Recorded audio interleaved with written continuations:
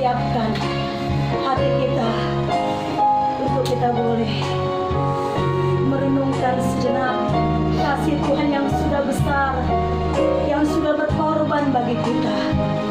Kita tidak mampu berjalan sendiri tanpa Tuhan. Kita tidak dapat berbuat apa-apa tanpa kita di dalam Tuhan. Hanya mengharapkan Tuhan. Kita seperti di taman di Dirus, hanya bergantung harap kepada Tuhan sepenuhnya. Manusia tidak sanggup untuk melakukan pekerjaannya tanpa Yesus yang merestuinya. Itu sebabnya malam hari ini mari kita lebih sungguh lagi membuka hati kita untuk kebenaran firman Tuhan. Kita naikkan satu pujian kepada Tuhan. Hanya dekat Allah ku rasa tenang hatiku. Amin. Terima kasih Tuhan. Hanya dekat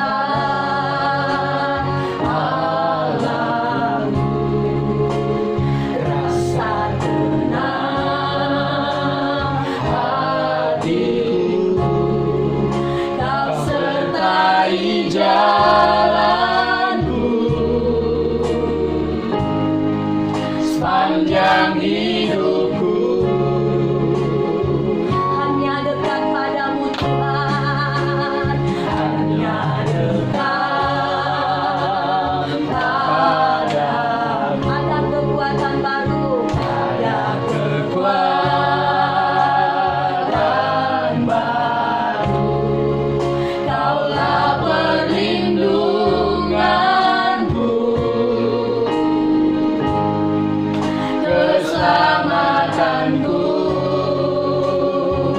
Ku ingin selalu Tuhan, ku ingin selalu bersekutu denganmu, menikmati hadiratmu. Biarkan Rohmu tinggal dalam hidupku. Sungguh indah bersamamu selamanya.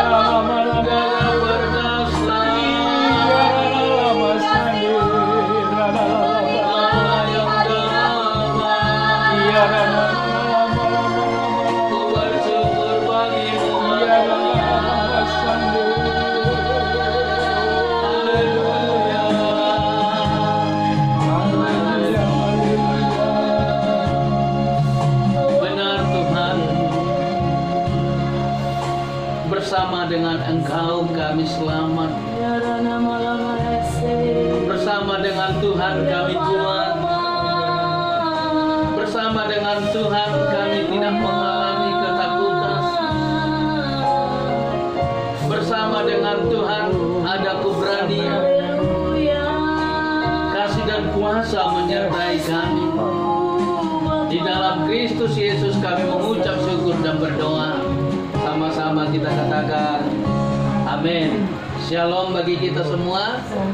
Ya, bagi jemaat Tuhan yang mau diberkati, angkat tanganmu. Haleluya. Haleluya. Tuhan mau berkati. Baik, malam hari ini kita belajar firman Tuhan. Saya ambil dari 1 Petrus pasal 2 ayat 21. Ayat ini sudah sering kita dengar, namun kita ingin melakukan ayat ini di dalam hidup kita. Ya. Kita aplikasikan kepada kehidupan kita masing-masing. 1 Petrus pasal 2 ayat 21 kita baca bersama. 1, 2, ya. Sebab untuk itulah kamu dipanggil, karena Kristus pun telah menderita untuk kamu dan telah meninggalkan teladan bagimu, supaya kamu mengikuti jejaknya. Puji Tuhan. Amin. Saudara, kalau harimau mati, apa yang dia tinggalkan? Belang. Hah? Belang. Belang. Kalau serigala meninggalkan? Gajahnya. Kalau gajah meninggalkan? Dindingnya. Gading. Serigala meninggalkan? Hah? Iya. Belang. Tapi manusia kalau dia mati, apa yang dia tinggalkan? Nama baik. Nama baik. Itu di Amsal pasal 22 ayat 1, ya. Manusia meninggalkan nama baik. Yesus dia mati di Jumat Agung. Dia meninggalkan teladan bagi saudara dan saya, dan kita diajak untuk mengikuti jejaknya. Katakan amin. Amin. Teladan apakah yang Yesus tinggalkan buat saudara dan saya? Saya mau ajak kita semua mengingat teladan-teladan yang Tuhan tinggalkan bagi saudara dan saya. Yang pertama kita mau lihat teladan yang Yesus tinggalkan adalah teladan pengampunan. Katakan teladan pengampunan. Teladan pengampunan. Teladan pengampunan di mana Yesus ketika ada di Getsemani, lalu salah seorang murid datang kepada Tuhan. Yesus sebenarnya sudah tahu rencana murid.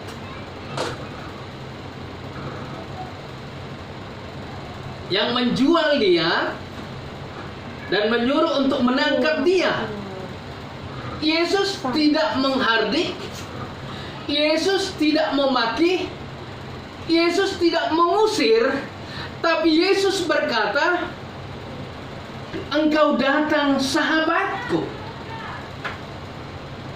Maka teladan yang pertama yang dia tinggalkan bagi kita adalah teladan pengampunan. Yesus tahu dengan cara murid yang menjual dia untuk menangkap dia, tapi dia berkata, "Engkau datang sahabatku." Ini sesuatu yang luar biasa. Ketika kita kedatangan musuh, kita akan berontak dan kita akan berkata, "Itu dia musuhku, itu dia lawanku. Nggak perlu engkau datang kemari, nggak perlu engkau ada di sini." Kita sebagai manusia selalu berkata begitu. Tapi kita lihat Yesus, dia tinggalkan keteladanan. Dia berkata, "Engkau datang sahabatku." Ini sesuatu yang luar biasa. Kita lihat Matius pasal 26 ayat 50.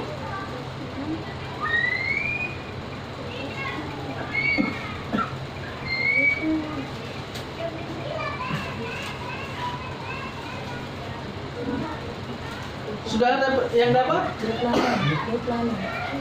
Matius pasal 26 ayat 50.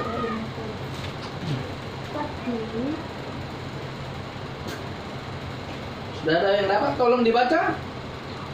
Firman Tuhan. Ya. Tetapi Yesus berkata kepadanya, "Hai teman, untuk itukah engkau datang?" Maka majulah mereka memegang Yesus dan menangkapnya. Iya. Dia berkata, "Hai teman." Itu sesuatu yang luar biasa. Padahal Yesus tahu dia sedang dijual, ya. Yesus akan ditangkap, tapi dia berkata, "Hai teman." Ini sesuatu yang luar biasa.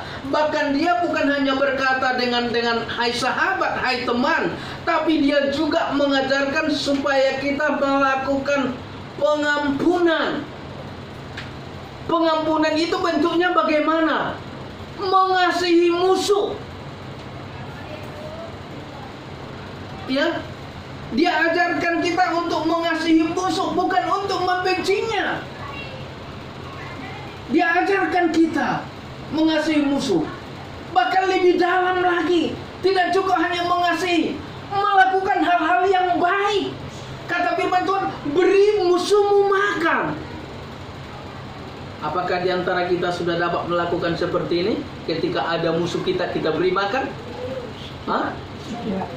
Jangankan memberi makan, untuk berdamai pun sangat sulit, Bapak Ibu.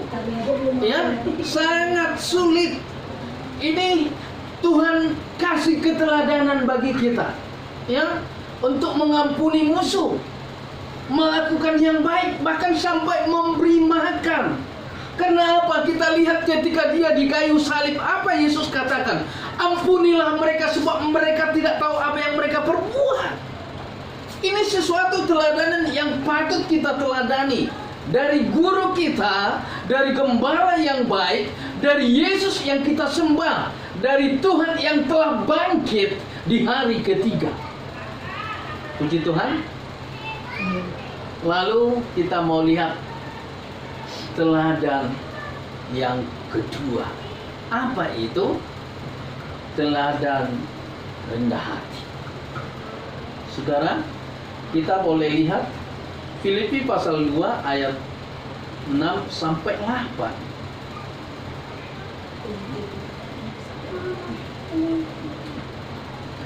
Filipi pasal 2 ayat 6 sampai 8. Salah seorang membaca? Firman Tuhan, Ya. yang walaupun dalam rupa Allah tidak menganggap kesetaraan dengan Allah itu sebagai milik yang harus dipertahankan, melainkan telah mengosongkan dirinya sendiri dan mengambil rupa seorang hamba dan menjadi sama dengan manusia, dan dalam keadaan sebagai manusia ia telah merendahkan dirinya dan taat sampai mati, bahkan sampai mati di kayu salib. Saudara, luar biasa Yesus yang kita sembah itu. Ya, dia turun dari sorga.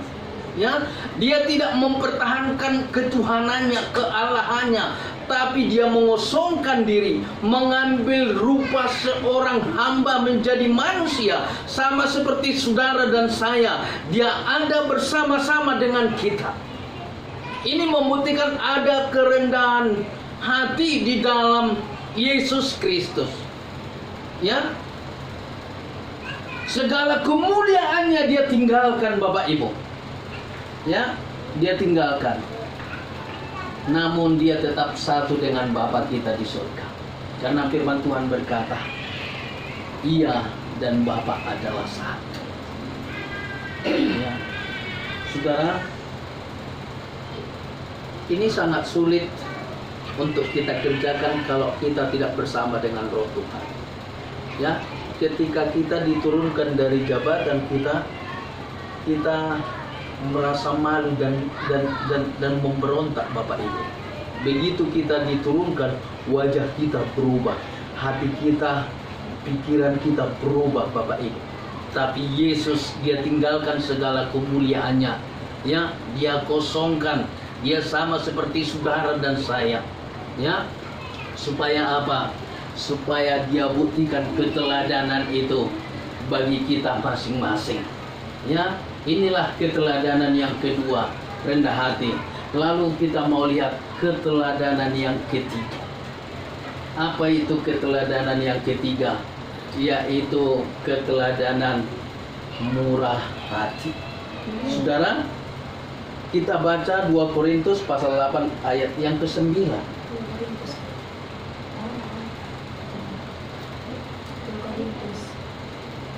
2 Korintus pasal 8 ayat yang ke-9.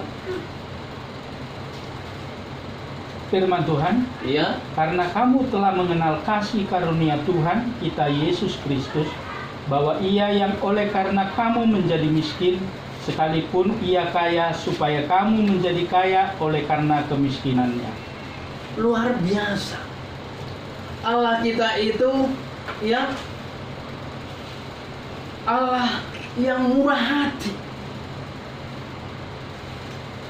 Dia menanamkan keteladanan bagi kita supaya kita ini mengikuti jejaknya menjadi murah hati. Ya, sesungguhnya dia kaya tapi dia miskin supaya apa? Supaya saudara dan saya kaya di dalam Tuhan. Puji Tuhan, segala kekayaan di surga dia persiapkan bukan untuk dirinya, tetapi bagi anak-anak Tuhan. Saudara, kita mau buktikan bahwa dia benar-benar miskin supaya kita menjadi kaya.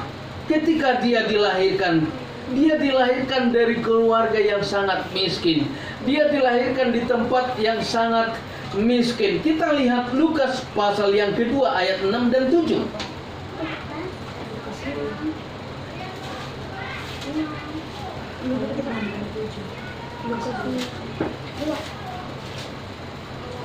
Firman Tuhan, Ya, ketika mereka di situ, tibalah waktunya bagi Maria untuk bersalin. Dan ia melahirkan seorang anak laki-laki, anaknya yang sulung. Lalu dibungkusnya dengan lampin dan dibaringkannya di dalam palungan, karena tidak ada tempat bagi mereka di rumah penginapan. dia dibungkus dengan lampin yang sangat sederhana di palungan karena nggak ada tempat. Ya, Yesus dilahirkan di tempat yang miskin, dan bukan hanya dilahirkan, masa besarnya pun dibesarkan di tempat yang miskin. Ya, kita lihat Matius pasal 2 ayat 23, masa besarnya.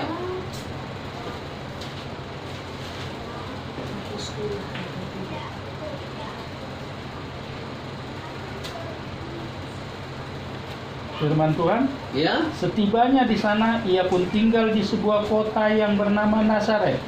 Hal itu terjadi supaya genaplah firman Tuhan, firman yang disampaikan oleh nabi-nabi, bahwa ia akan disebut orang Nazaret. iya. Setibanya di sana, ia pun tinggal di sebuah kota yang bernama Nazaret. Hal itu terjadi supaya genaplah firman yang disampaikan oleh nabi-nabi, bahwa ia akan disebut orang Nazaret. Nazaret itu kecil.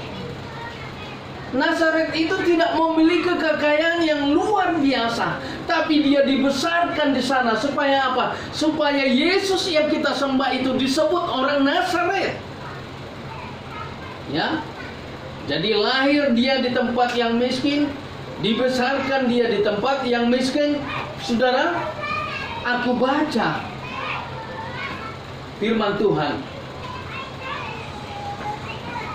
di Matius pasal 8 ayat 20.